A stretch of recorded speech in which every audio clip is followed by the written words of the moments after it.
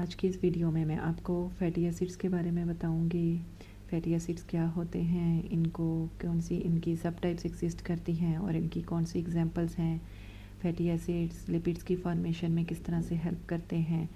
Fatty acid basically क्या है कि they are the hydrocarbon compounds, mean इनके अंदर कार्बन और हाइड्रोजन प्रेजेंट होते हैं और ये मिलके आपको लिपिड्स की फॉर्मेशन में हेल्प करते हैं। तो इसी तरह जब लिपिड्स की हाइड्रोलिसिस होगी तो वो वापस आपके फैटी एसिड्स के अंदर कन्वर्ट हो जाएंगे। अगर यहाँ पे आप पिक्चर देखो तो यहाँ पे जो जिगजैग लाइन है ये लिपिड्स की फॉर्मेशन को आपको शो कर रहे हैं, जिसके एक एंड पे कार्बोक्सिलिक ग्रुप जबकि दूसरे एंड पे मिथाइल ग्रुप प्रेजेंट होता है। So fatty acid mostly they are the long chain carboxylic acids, mean कि उनके एक एंड पे कार्बोक्सिलिक ग्रुप प्रेजेंट होगा। मोस्टली जितने भी फैटी एसिड चेन्स होती हैं दे उनमें even number of carbon atoms present होता है, 12 से लेके 24 on the presence of bond. इनको हम टू टाइप्स के अंदर डिवाइड करते हैं, number 1 saturated and number 2 unsaturated. जब इनके पास सिंगल बॉन्ड्स प्रेजेंट होंगे तब हम इनको सैचुरेटेड, जबकि डबल बॉन्ड की प्रेजेंस की वजह से हम इनको अनसैचुरेटेड में कन्वर्ट करेंगे। हाइड्रोकार्बन्स यानी कार्बन हाइड्रोजन के अलावा इनकी चेन्स के पास हाइड्रोक्सिल ग्रुप और विद मिथाइल ग्रुप ब्रांचेस भी प्रेजेंट होती हैं। यहाँ आपको सिंपल फार्मूला भी और बॉल एंड स्टिक मॉडल भी दिखा दिया गया है। जो रेड कलर है वो कार्बोक्सिलिक ग्रुप की प्रेजेंस को शो कर रहा है। फैटी एसिड्स का यहाँ पे कंडेंस्ड फार्मूला और लाइन बॉन्ड फार्मूला दोनों आपको दिखा दिए गए हैं। और एक चीज़ कॉमन है कि इनकी एक एंड पे कार्बोक्सिलिक ग्रुप जबकि दूसरे एंड पे मिथाइल ग्रुप आपका प्रेजेंट है।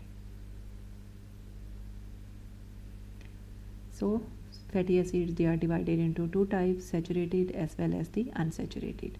यहाँ पे ये रेड कलर जो है ये तो बॉन्ड को शो कर रहे हैं, जो येलो कलर है ये आपको लिपिड चेन की शो कर रहा है, जबकि जो ब्लू कलर है ये आपको कार्बोक्सिलिक ग्रुप की प्रेजेंस को शो कर रहा है। अगर हम सैचुरेटेड और अनसैचुरेटेड का डिफरेंस चेक करें तो सैचुरेटेड जिसमें carbon to carbon single bonds present होते हैं, मालिक्यूल्स जो हैं एक रेगुलर पैटर्न है इनका, इसलिए वो मोस्टली एक दूसरे के क्लोज होते हैं और क्लोज होने की वजह से they are solids at room temperature.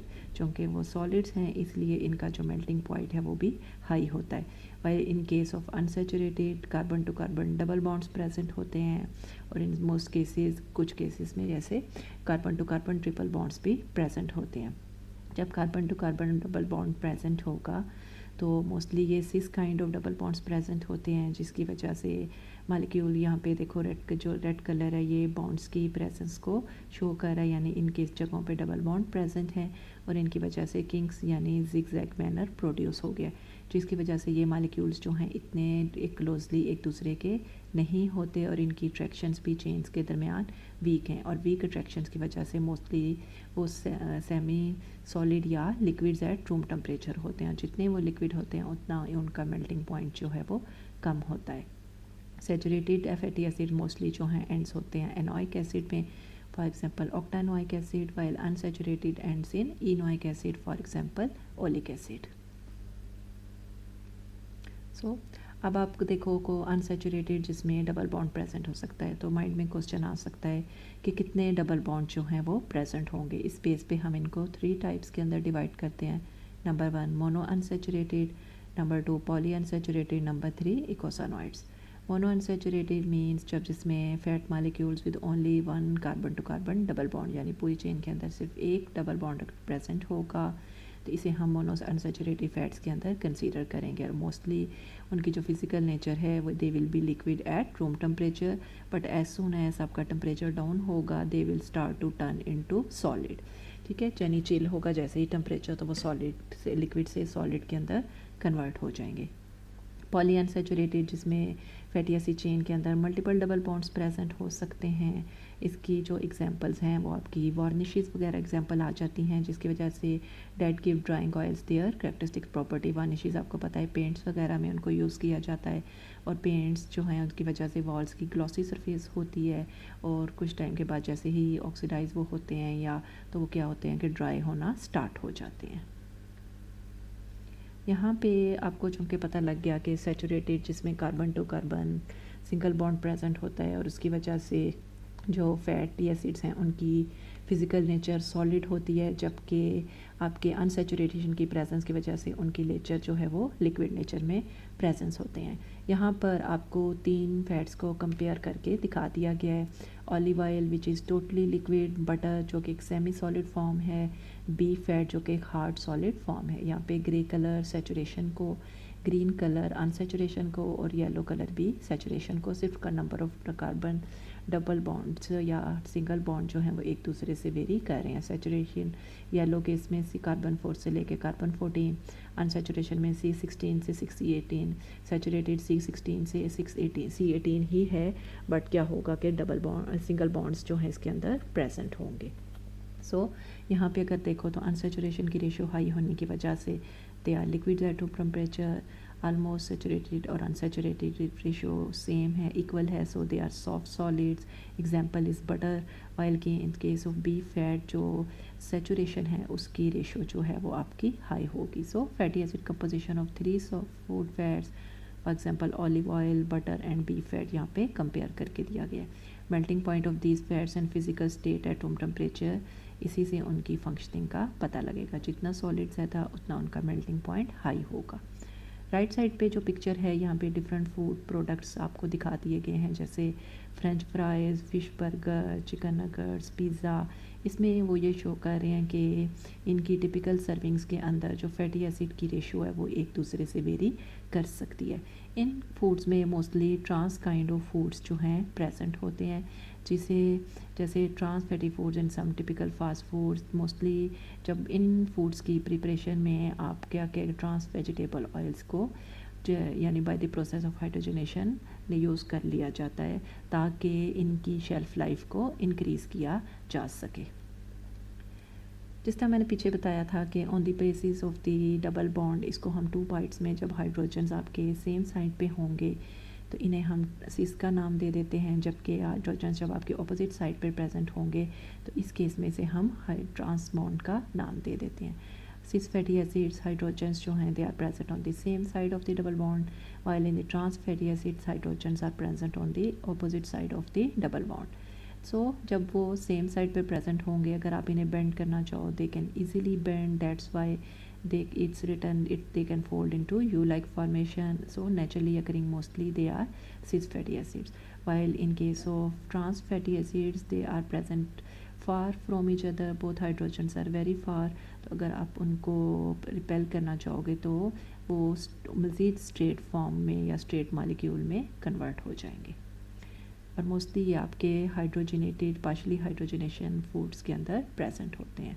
यहाँ पे सिस और ट्रांस दोनों दोबारा दिखा दिए गए हैं। Cis hydrogens are on the same side, 2 neighboring molecules repel each other causing carbon chain to bend, while in case of the trans fatty acid molecules are far apart so they can't repel.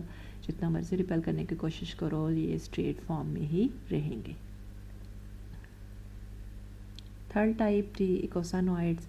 इकोसानोइड्स are mostly signalling molecules हैं which are form by the oxidation of 20 carbon fatty acids. Oxidation means जब break down होती है fatty acids की तो वो आपको fatty acids release हो जाते हैं उसमें से, ठीक है, तो वो इन्हें हम इकोसानोइड्स का नाम देते हैं। सिग्नलिंग मॉलिक्यूल्स मीन बॉडी के अंदर डिफरेंट फंक्शंस को कंट्रोल करने में हेल्प करते हैं। एग्जांपल्स हैं जी omega 3 and omega 6 fatty acids.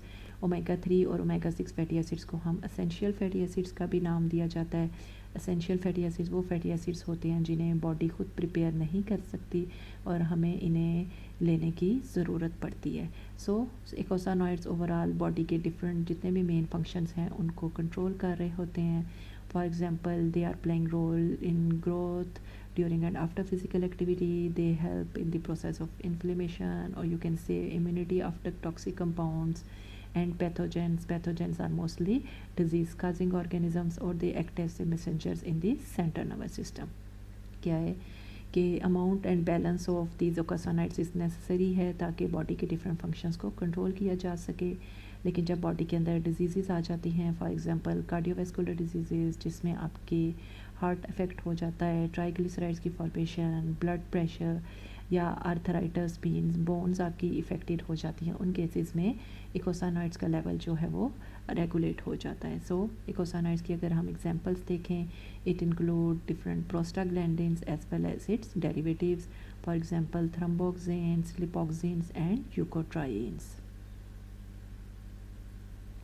सो जब आपकी सपोज़ इन्फ्लेमेशन, जैसे मैंने पीछे बताया कि इकोसानॉइड्स वगैरह जब इन्फ्लेमेशन वगैरह होती है तो उसको कंट्रोल करने के लिए डिफरेंट किस्म की एंटी इन्फ्लेमेटरी ड्रग्स यूज़ की जाती हैं। उसमें से एक एग्जांपल है जी एस्प्रिन, जो कि डिफरेंट इफ़ेक्ट्स काज करती है in the body as an anti inflammatory drug, और you can say as an analgesic के तौर पर एक्ट करती है, मीन्स पेन रिलीफ में आपको हेल्प करती है, क्लॉटिंग की प्रिवेंशन में एंड रिडक्शन ऑफ फीवर में।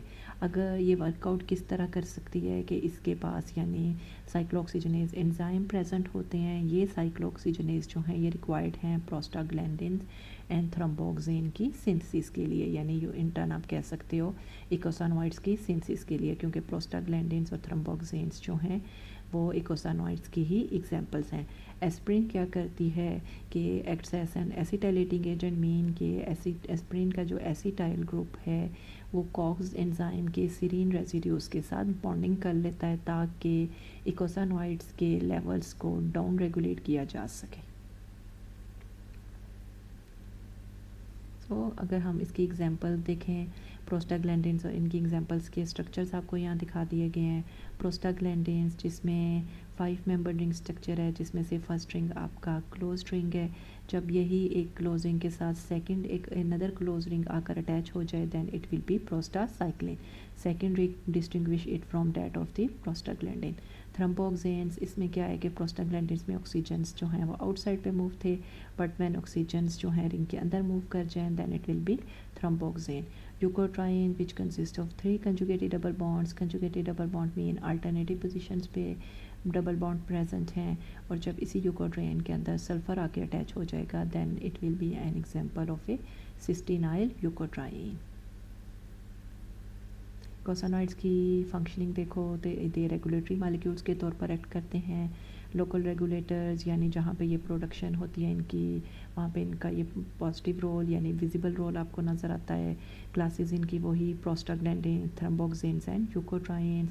प्रोस्टाग्लैंडिन्स क्या करते हैं कि आपको पेन सेंसिटिविटी यानी पेन की फीलिंग आने शुरू हो जाती है आपको। थ्रोम्बोक्सिन्स ब्लड क्लॉटिंग वगैरह में रोल प्ले करते हैं। यूकोट्राइन्स डिफरेंट वाइट सेल्स को अट्रैक्ट करने में और इन्फ्लेमेटरी डिजीज़ को कंट्रोल करने में हेल्प करते हैं।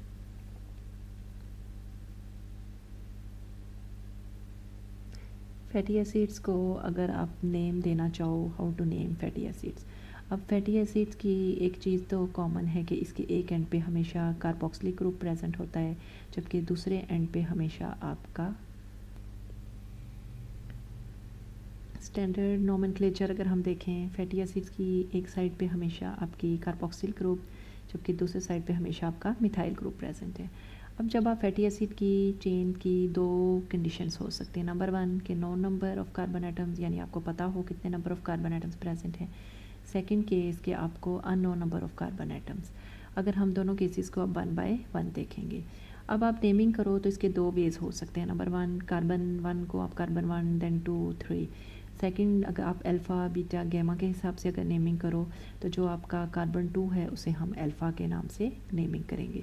यहाँ पे आपको एक फैटी एसिड चेन दिखा दी गई है जिसके एक एंड पे आपके कार्बोक्सिल ग्रुप प्रेजेंट है, जिसमें ये वहाँ पे जिसमें आपको पता है कि कितने number of carbon atoms present हैं। इसकी नेमिंग आप कैसे करोगे? इसकी नेमिंग हमेशा आप कार्बोक्सिल एंड से स्टार्ट करोगे।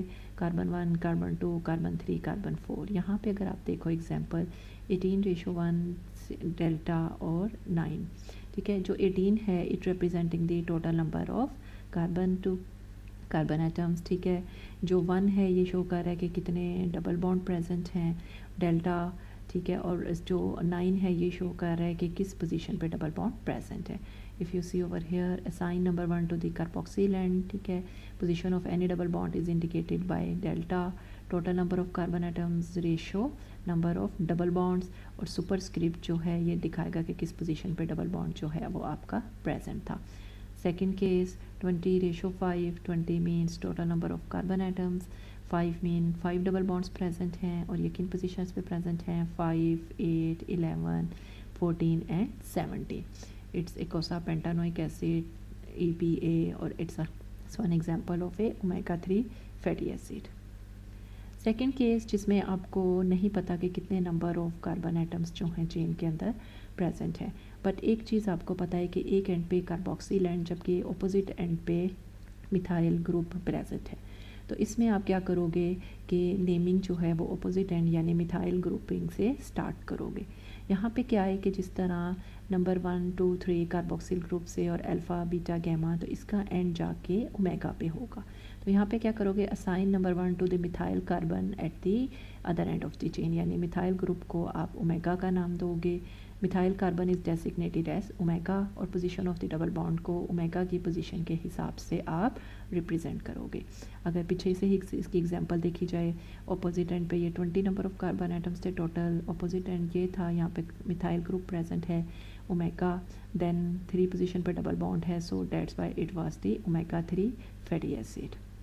यहाँ पे भी ओमेगा 3 फैटी एसिड की एग्जांपल भी दे दी गई है, ठीक है. और position of double bonds are indicated according to the position of double bond shown bye representing with omega 3, omega 6 and same and so on omega 9 fatty acids.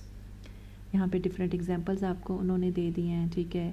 जैसे यहाँ पे एक लॉन्ग चेन, ठीक है, जिसमें सैचुरेटेड चेन्स भी दिखा दी गई हैं और उसके बाद आपको कुछ अनसैचुरेटेड चेन्स भी दिखा दी गई हैं, ठीक है, नेमिंग करके दिखा दिया गया. और इसके अलावा आपको ये भी बता दिया गया है कि नंबर ऑफ़ कार्बन्स कितने प्रेजेंट थे, उनके अंदर कितने number of double bonds present थे, उनके कॉमन नेम्स क्या हैं और नोमेनक्लेचर के हिसाब से उनके सिस्टमेटिक नेम्स क्या हैं.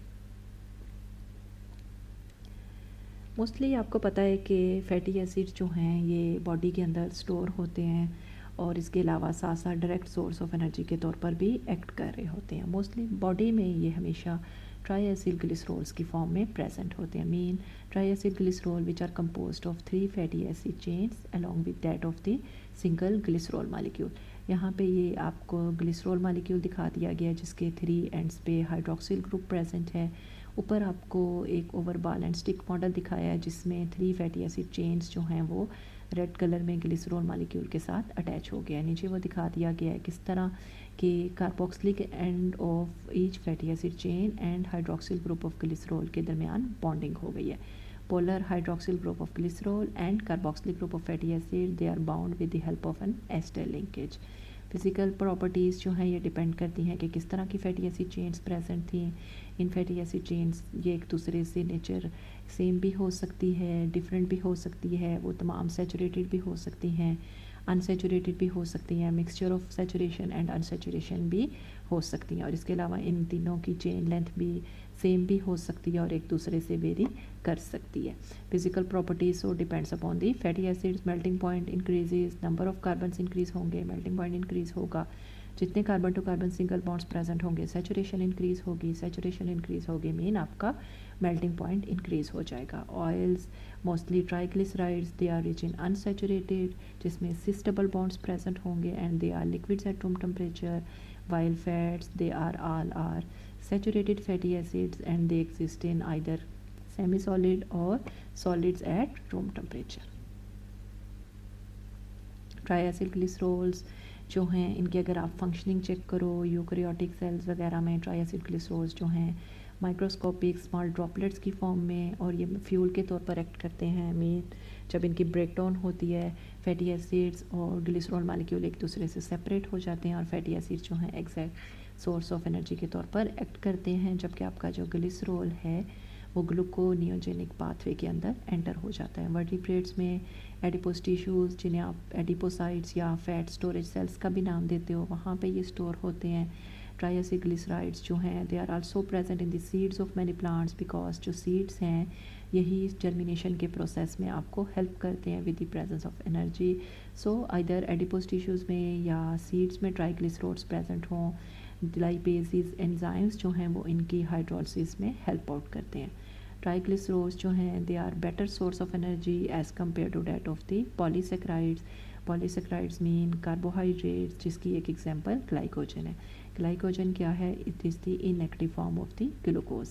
ट्राइग्लिसराइड्स जो हैं अनहाइड्रेटेड हैं, मीन ऑर्गेनिजम्स को एक्स्ट्रा वेट कैरी आउट करने की ज़रूरत नहीं पड़ती। कुछ एनिमल्स में फॉर एग्जांपल सील्स, पेंगुइन्स, इनकी जो आउटर लेयर है इनमें sheet they are made up under the skin fatty layer present होती है, जिसकी वजह से ये इनको इंसुलेशन प्रोवाइड कर रहे होते हैं अगेंस्ट कोल्ड टेम्परेचर्स।